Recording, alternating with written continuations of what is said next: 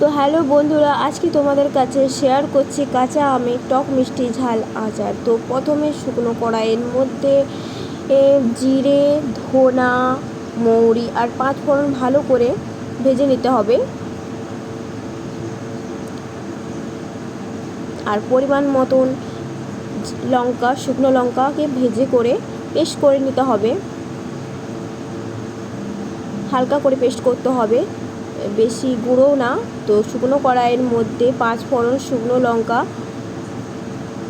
দিয়ে ওই শুকনো করা আমটাকে দিয়ে দিতে হবে। হালকা শুকনো করা আম ভালো করে একটু ভেজে করে নাড়িয়ে নিতে হবে।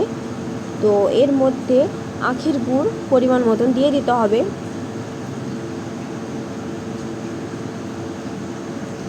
যাতে একটু ভালো করে ফুটুক সেই পরিমাণে আখের গুড় দিতে হবে। আর দেখো আমার আখের গুড় আর আমটা ফুটে গেছে। তো এর মধ্যে আমি ওই ভেজে রাখা মশলাটা দিয়ে দিব। তো দেখো কালারটা কেমন চলে এসেছে। তো নামানোর আগে আর একবার দিয়ে দিতে হবে।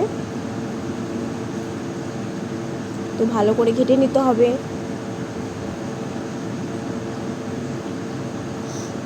নামানোর আগে ওই মশলাটা দেওয়ার পর তারপরে নামিয়ে দিতে হবে। তো আমাদের রেডি কাঁচা আমের টক মিষ্টি ঝাল আচার। তোমাদের কেমন লেগেছে একটু বলবে, আর তোমরাও বাড়িতে ট্রাই করতে পারো, খুব সহজ। তো বন্ধুরা, আমার ভিডিওটা কেমন লেগেছে একটু কমেন্ট করে বলবে।